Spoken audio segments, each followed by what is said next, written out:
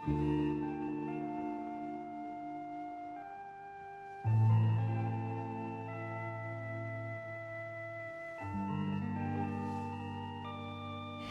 քաղաքամայր Երևանը համարվում է վարդագույն քաղաք, ապա Վարդակար գյուղը կարելի է անվանել վարդագույն գյուղ։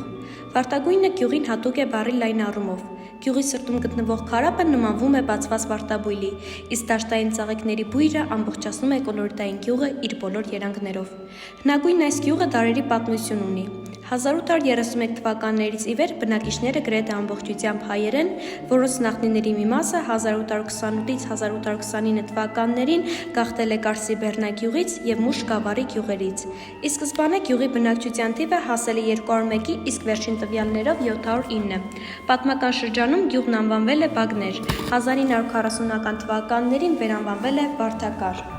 Ահա գյուղի Բագներ կոչվող տարածքը, որը և վաղեմի օրերին եղել է բնակատեղի։ Տարածքը պահպանվում է պետության կողմից։ 1970-ականներին գյուղատնտեսական աշխատանքների ժամանակ վարանելուց խոպը դեմ է առնում քարին։ Հողի տակից ի հայտ են գալիս տների պատերի հիմքեր, նաև խաչքարեր տարբեր դարաշրջանների, պատմում են գյուղի բնակիչները։ Տարածքը վանական համալիր է եղել։ Եկեղեցու մասին վկայող քարեր ևս գտնվել են։ Գյուղի տրակտորիստներից մեկը երազ է տեսնում, որ Սուրբ Տեղեբագները նա իր ուժերով կառուցում է մատուռ։